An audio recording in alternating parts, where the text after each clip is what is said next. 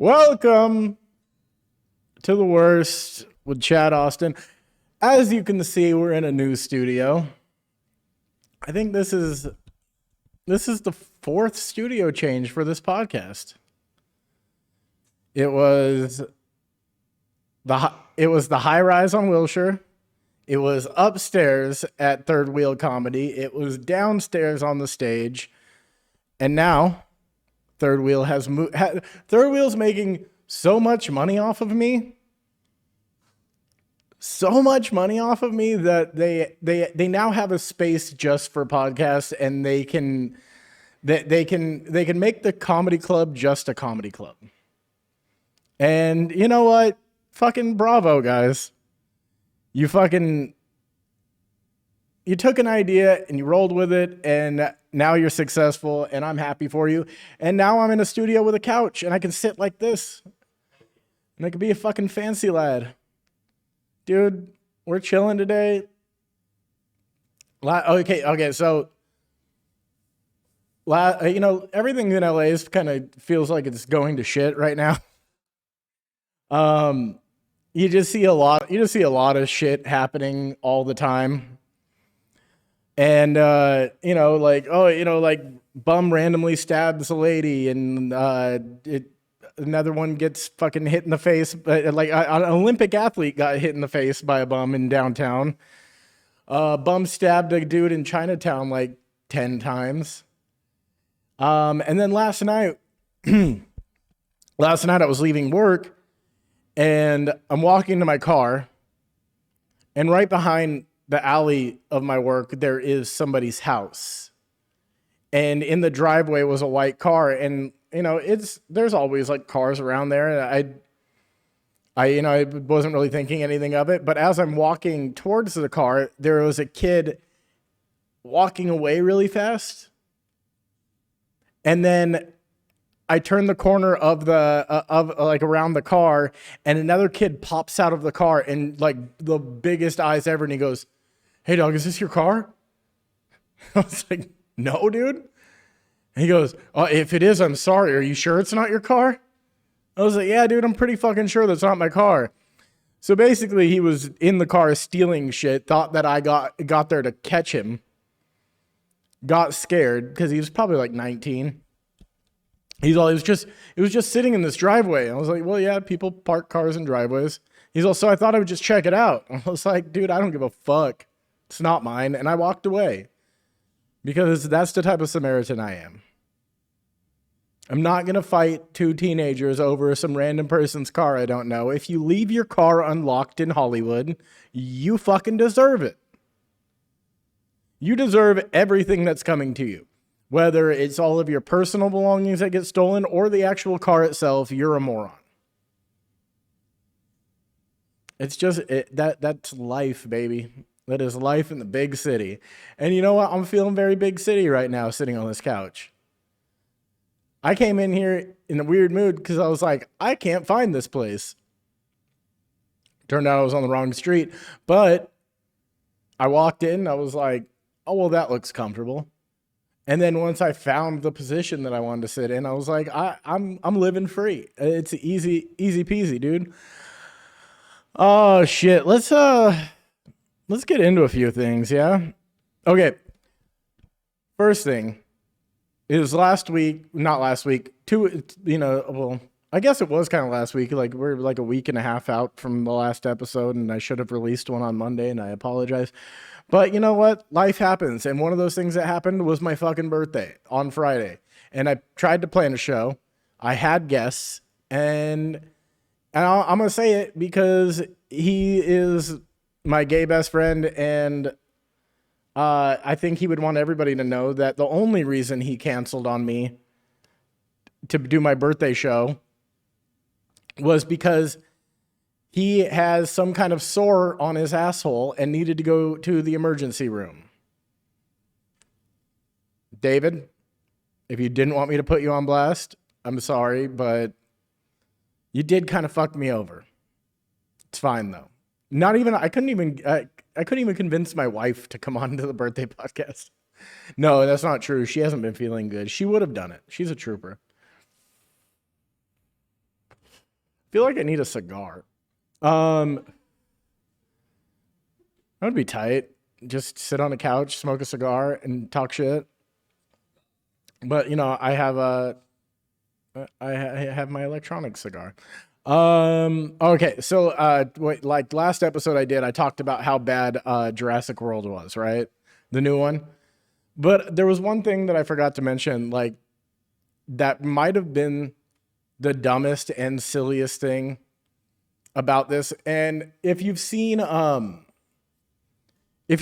other Jurassic Worlds with Chris Pratt, you know that like his whole thing is he's supposed to like be this guy that trains fucking velociraptors. You know how, you know, logical that sounds. But supposedly like they made it make more sense than it sounds like it should make sense, because they're like, oh, you raise them from babies, and they kind of listen to him, but they don't really. But his like call to them was always just like, he puts his hand up, like, chill, stop. In the new Jurassic World, that fool throws that up to random ass dinosaurs that he has never met, and they stop. He stops a T-Rex dead in its track by just putting his hand up. I just, there's so many bad things about that movie, like the, you know, fucking dinosaur fight club in the underground black market and all this stuff that is happening. But when he is running through the dinosaur fight club underground black market area and the T-Rex break loose and he just goes like this, sorry, hand in the frame, this, and they stop and then they turn and then they eat the bad guy chasing him, like, that's where you know that they just don't care anymore and it's only about money. I'm still talking about this because I'm still very upset. Jurassic Park was my childhood. You know, people that like were born in the 70s and like, you know, late 70s, early 80s, they had Star Wars and shit. Well, when you were born in the 80s and you were a child in the 90s, Jurassic Park was the biggest thing that happened. Movie magic changed fucking cinema. Like Steven Spielberg did that. And they just took that franchise and ate it to shit. I'm still upset.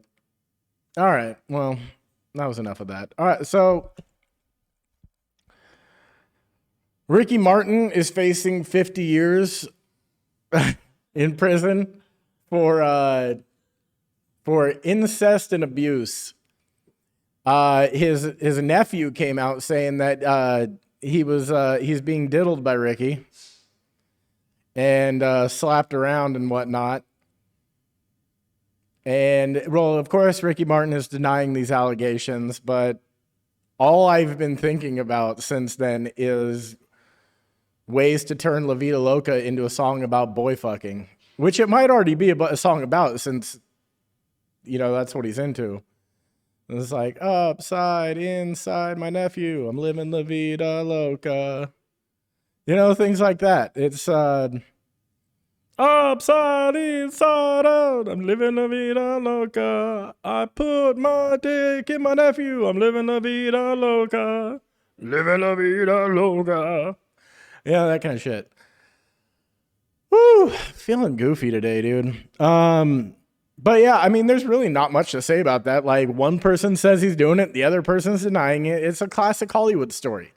Anytime somebody gets accused of doing something, they're, you know, one of these days, I'm hoping somebody just goes, yeah, I did that. My bad. Like, no one ever fucking admit, like, do you think that if you do horrible shit to people, you're never going to get caught?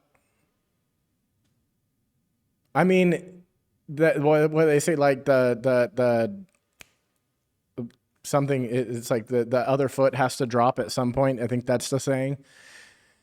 It's got to drop, dude. So if you get caught, just fucking suck it up. You know, Amber Heard got caught shitting on a bed. Just suck it up. Admit you took a shit on a bed. Fucking Chris D'Elia fucks 16-year-olds. I mean, obviously no one cares. You're still around. You know, and life goes on, man. So we're going to fucking the Weinsteins and the, you know, I think Louis kind of, yeah, I guess Louis admitted to it, didn't he? Yeah. So another reason why I still fucking like Louis C.K. because that man pounded his little pud in front of women, and when they called him out, he was like, "Yeah, I did that. I'm really fucked up in the head, and I'm sorry that I asked you permission and you said yes, and then you wanted me to stop mid jerk. You know how hard it is to stop mid jerk? Give me a fucking break, dude." It was like but I guess you should have just like turned around and nutted in the plant, but you're blocking the doorway and scary. I mean, if I as far like, I guess I have to look at it from a woman's perspective that like no matter what, it's a man. But like Louis is one of the least intimidating people I've ever seen, and then to see him naked just jerking that little dick, I don't know how they just didn't laugh. I mean, it has to be part of what gets him off, right? The humiliation. So then if you laugh, he comes faster, and then he gets out of your way. Life goes on. I don't know, man. This I'm happy to be here though because one thing that I needed to bring up is I'm calling for one of the engineers' heads. I'm demanding that we fire Geo because my last episode the audio sounded like shit. It sounded so bad. I sounded like I was fucking in the Tin Man's. I was speaking through the Tin Man's dick. I demand his head at my feet. I've been coming here for too long to get such little respect. And how dare you, Geo? One of my you've been an engineer for this podcast so many fucking times. For a solid probably around a year at least, like in and out, you know, I get everybody, and because I never have the same days I do this on, but like I've seen that kid more than anybody probably. And you fucked me, Geo. You fucked me. Fucking asshole. Anyways, it's fine. I mean, it's not like anybody listens to this. Anyways, 100 subscribers, baby. Actually, I'm close. We're close. I'm at 97. Come on, fuckers. Give me 30 more. I want to hit the 100 mark. You know, but like it was steadily growing. Like in the past 3 months, we went from 74 to 97. So like progress. Yeah, shout out to this guy too. The engineer today, Armand. Like this guy was the first person to be like, "Why aren't you making YouTube shorts?" And then he showed me his stuff, and he's like, "Look at what I'm doing." And immediately after that a session, when I chopped up a clip, I put it on YouTube Shorts, and then slowly things started. Oh, this one's at 3,000 views, and this one's at this, and it's weird, but you know, whatever the fucking algorithm picks up, I'm still too stupid to understand that, but I know that the algorithm's been picking up my shit a lot more lately. So shout out to the YouTube Shorts because trying to get paid off this. I don't want to be a bartender forever. I've been a bartender I've been a bartender for like 15 fucking years, dude.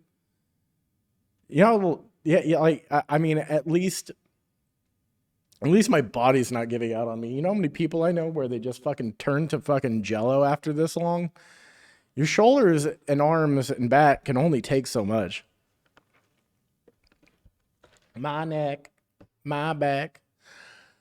All right. So I think I have a couple stories here about people being racist. Let's see if we believe them or not. Oh yeah, this one's fun. LeBron James says that Celtics fans are racist as fuck. Now, I'm going to go out on a limb and believe LeBron here because it's Boston. And I've been to that town once. Yeah, I'll say that's pretty fucking racist people.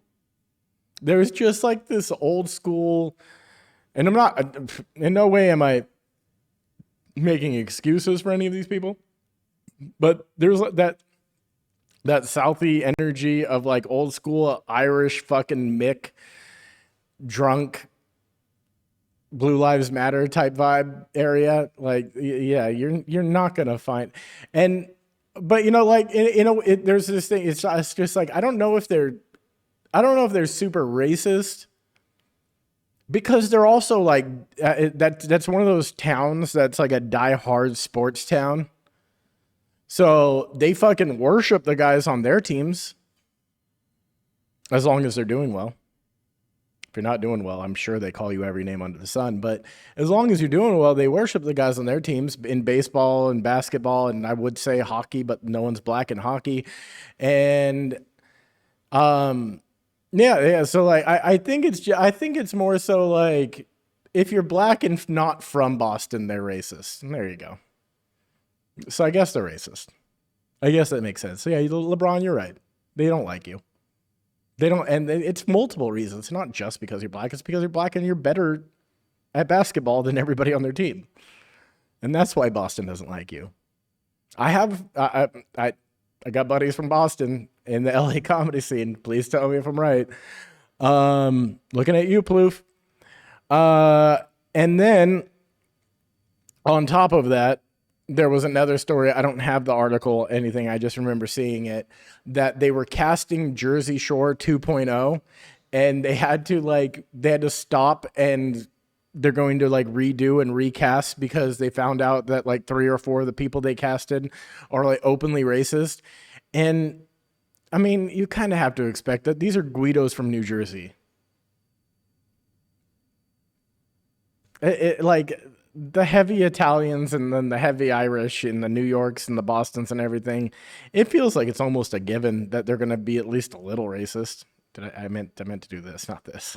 That's woo, Freudian slip. But yeah, dude. So yeah, they're Italians and Irish people, pretty fucking racist.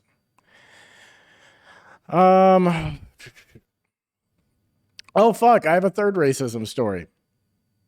Speaking of racism, there has been videos going around on the internet. They just opened up Sesame Place, and I think it's in like Philly or something, which is a wild place to put it, like an amusement park or whatever it is. But so it's a Sesame Street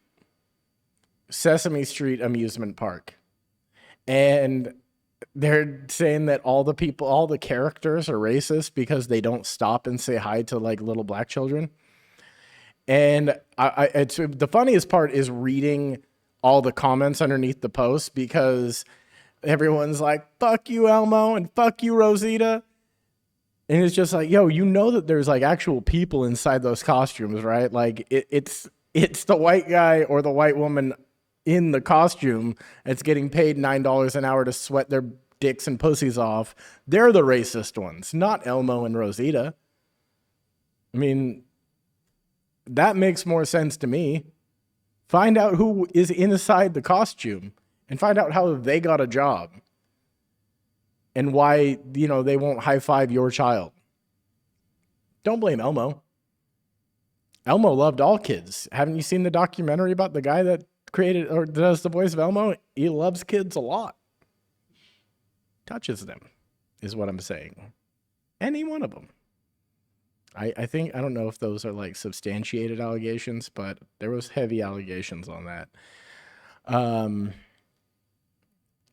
Let Elmo touch your butthole. I used to be able to do the Elmo voice. I can't get to that pitch anymore. Oh, bros. Oh, dude. Fucking Army Hammer. Does anybody remember this guy? Because, well, I mean, you should remember this guy. This guy. Now, great, my internet's not working. So this guy,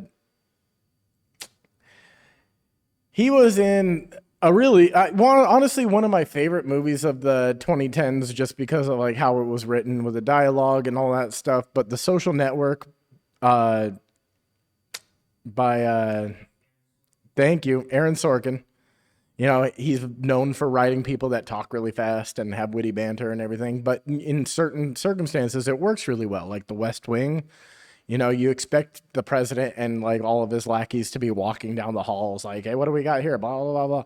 And then in dealing with a movie strictly about autistic people creating a website, yeah, you'd expect them to talk fast too, and not really make eye contact and all those types of things, and they nailed it.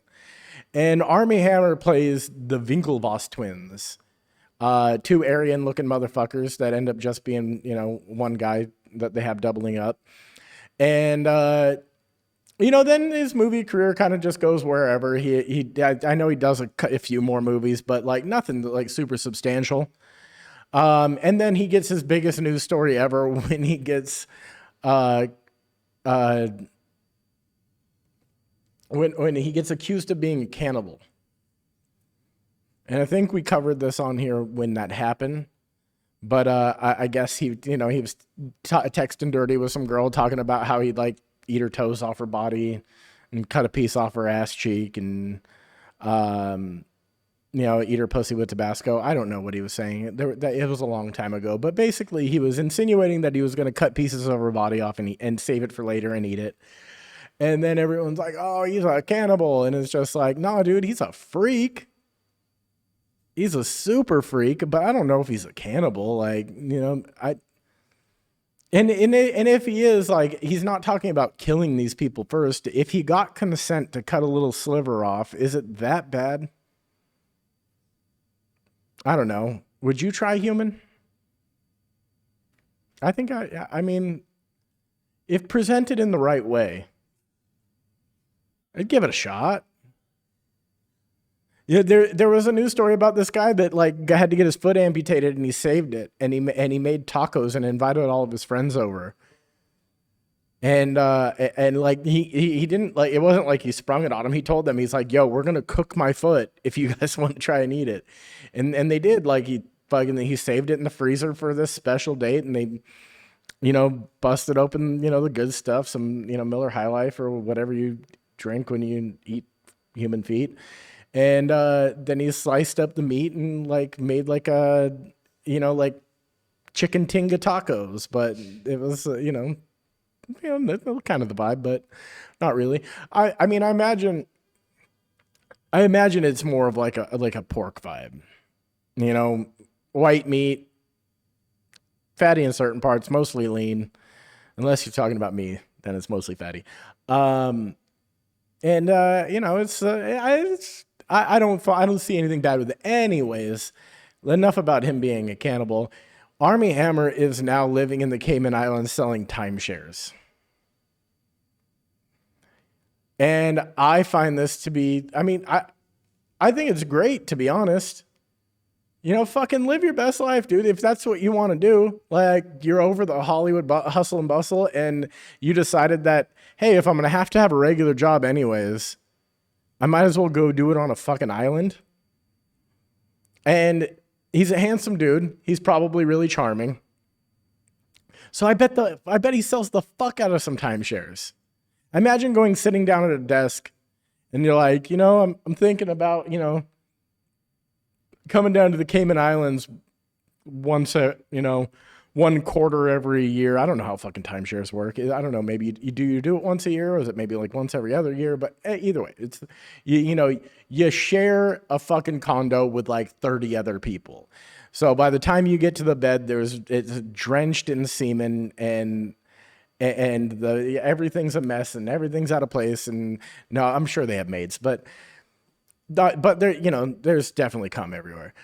But so you're gonna get this place and you're gonna decide that I'm not too sure about it, and then in walks this guy and he's like 6'2", he's good looking, and then you stop and you go, I fucking know that guy, and he sits down and he goes, hi guys, I'm Army Hammer, I'm heard you're interested in a timeshare.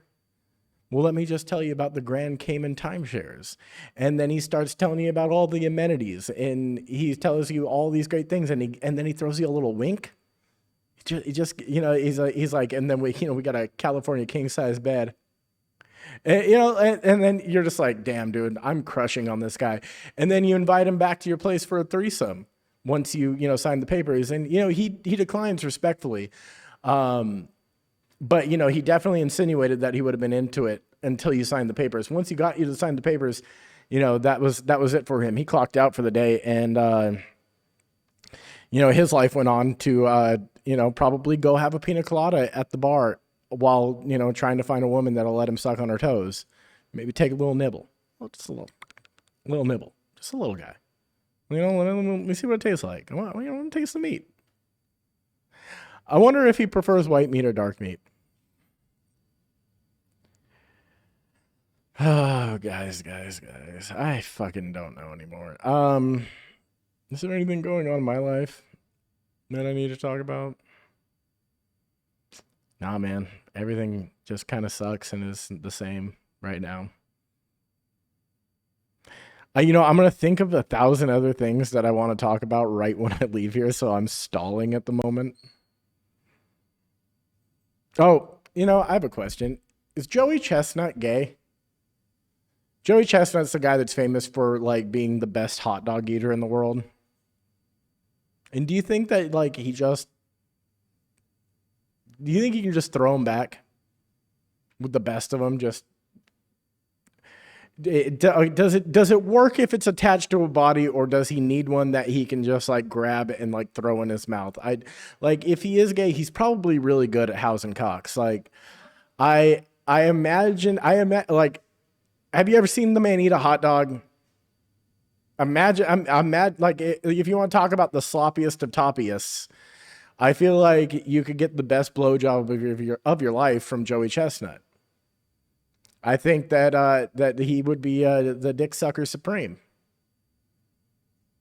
Joey, if you're gay, I'd like you to be my first dick suck from a gentleman. I think it would be the best one I've ever had. I'll just close my eyes and not listen to your weird accent, and life would go on. I'm saying that too much. Life goes on. Maybe it's like a midlife or existential. It could be midlife. I'm 36. I don't know if I'll go past, quick math, 72. Fuck. Actually, I probably won't. I told myself I wouldn't make it past 27 when I was a kid. I was 10 years old. First time I ever told my parents, I was like, I'm going to die at 27. And they looked at me like I was fucking nuts. And, but it was because my hero, Jim Morrison, died at 27. And all these cool artist types died at 27, Janis Joplin, Kurt Cobain, and Jimi Hendrix. And, I was such a presumptuous little asshole. I thought that I would be like this fucking prolific artist by the age 27 to where I could fucking, take the bullet train to hell, and everyone would be in awe, and they would add my like airbrushed face to that 27 Club poster. And then I got to age 27, and I was like, dude, I haven't done anything. Like, at all. I DJ'd a few rap parties, and then I was in a hardcore band. And I mean, I had a kid, but no one cares about that. And I was like, fuck, dude. I don't think I can die yet. And I'm still here. It's almost a decade later. And Daddy's still alive. Oh, okay, so my birthday, right? It was good. I normally don't give a fuck about birthdays. I could care less. Like, after you turn 21, the only thing left is at 25, you can legally rent a car on your own. No one cares about birthdays after that. Like, or you shouldn't. If you are an adult, and I'll even give you a little bit of leeway. Like, if you make it past 25 and you're still the person that runs up to everybody and goes, "It's my birthday," and like you're expecting something from them, and the worst of all is when you plan and throw your own birthday party. Dude, go fuck yourself. If you are the one that's just like, hey, I'm having a birthday party at this place, I'm buying the cake, I'm buying the liquor, please just show up and pretend like you like me. Like, I have no fucking respect for you, dude. Just go on with your life. It's another day. You don't need to disrupt everybody around you's life so they can come so you don't feel bad about yourself. I had a good birthday because I didn't do any of that shit. What I did was I went out to dinner twice with my wife. We hit a new place called Melrose Place on one of the fanciest little streets I've never been on, and there's a good reason why, is because I can't afford anything on this street. The street is called Melrose Place. It's right off Melrose. And it's like one solid block where it is the highest end designer stores that you can imagine. And you know when a store is like the highest end designer is because the store is like completely sparse. There is nothing in there. And it's like all just painted like a cream color or white. And then there's like 3 garments out on the racks. And somebody standing in the back that's really dressed really well, but looks bored out of their fucking mind. And then you're like, oh, everything in there is $10,000. Every store on that street looks like that. And then the restaurant is called Melrose Place, LA. And my good homie who used to be the chef at my old place, shout out to Les Braun, he took care of us for my birthday. We sat down, first thing he does is drop caviar on the table, and my wife's never had caviar, so she got to experience that. And, we had an amazing meal. Everything was great. And then on Friday for my actual birthday, she took me to Republique, the great little like French cuisine restaurant out in here in LA. 4-course dinner. Once again, my wife got to try things that she's never had. Was it her birthday or mine? Because in the span of my 2 birthday dinners, she got to try caviar, mussels. No, not mussels. Wow, truffles. Fuck, truffles, the mushrooms, and duck, and like so like she got to experience all this cool shit for the first time. Me, I've worked in restaurants with asshole chefs that will do their best to make you cry during the shift, but then feed you foie gras at the end of the night. So, not really fazed by it. I enjoy it, but like it's not like holy shit, I'm trying this for the first time. But yeah, that was cool. We hung out, and then Sunday afternoon, my mom and sister came down, and I took them out to lunch, and my mom bought me a Fitbit, basically telling me I'm fat, and I respect that. And she was like, "Here, look, put this on and do better." And I was like, "Okay, Mom, sorry for breaking your heart. I'm sorry I look like this, Mother."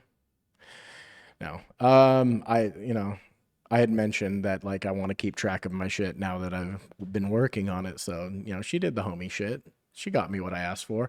Like if you throw out ideas to people, like cuz I normally tell people I don't care. I don't want anything.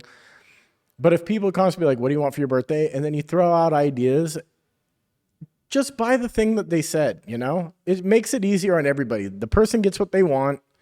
And you don't have to think about it. I fucking can't stand that the people that are like, "Oh, but it's not a surprise anymore." You're not going to be surprised. So is this present about you or about me? You want me to be surprised. I don't give a fuck. Like, you're asking me what I want. I'm telling you. Then fucking get me what I want. And not in like a spoiled fucking brat type of way. It's just like, no, man. It doesn't have to be a surprise. That's not fun for me. That's fun for you. Go fuck yourself. So anyways, I hung out with my mom and my sister. And then so I've had this I've had this turtle that we got in Chinatown like almost 4 years ago. And it was about this big. It was like a fucking silver dollar or 50-cent piece. That's how big it was when we first got it. And basically this guy on the street's like, he's like, you buy. And the turtle looked like it was dying. My daughter was upset, and I was like, all right, for sure, I'll buy. So I got a turtle for $10. And over the course of 4 years, it's cost me multiple hundred because it got to be about that fucking big, and I had to upgrade its cage and keep on buying water filters and this, that, and the other. And it was just a huge pain in the ass because my daughter wanted this fucking turtle, right? And then guess who has to fucking take care of it? Me. It's always me. Like, I have to fucking feed it, and I have to fucking clean its cage, and I have to do all that shit. Like, I didn't sign up for this shit. I didn't want a fucking turtle. So my daughter's out of town right now. My mom comes down and they're talking about, oh, we've been over at your sister's place and they have this really beautiful park with this great lake and there's all these turtles there. And I just looked at her and go, oh yeah? You want to take my turtle there? And I was thinking that they would think it was funny and say, yeah, I don't want to take it with us. But they were like, yeah, sure, we'll do that. So I packed that little son of a bitch up in a shoebox and I sent him on his way. Turtle's out living in a lake now, or a pond, or whatever the fuck it is at the park. But regardless, I got him out of my house. And then I'll just have to explain. Honestly, I don't even think my daughter will realize it. Like, she gives so little fucks about this turtle that she had to have. I'm putting a bet down right now that it's a minimum of 2 weeks before she realizes the fucking thing's even gone. And then she'll be like, where's the turtle? I'm like, oh, I fucking frisbeed his ass into the wash. I made fucking soup and it was delicious. So that's how the birthday weekend ended. And besides that, the normal. Working until I die. And I started watching Better Call Saul. That's a good show. Highly enjoy that. Anyways, I think I'm going to call it here because I'm feeling very uninspired at the moment. Thank you for subscribing to The Worst. Tell your friends to get me to 100, get me to 200, get me to 500, get me to 1,000. Keep the numbers growing, and then I won't come in here exhausted from life, contemplating running my car into another car, preferably an 18-wheeler, so I die faster, and it'll be more enjoyable for all of us. So think about it. My life is in your hands, and see you next week. Thank you.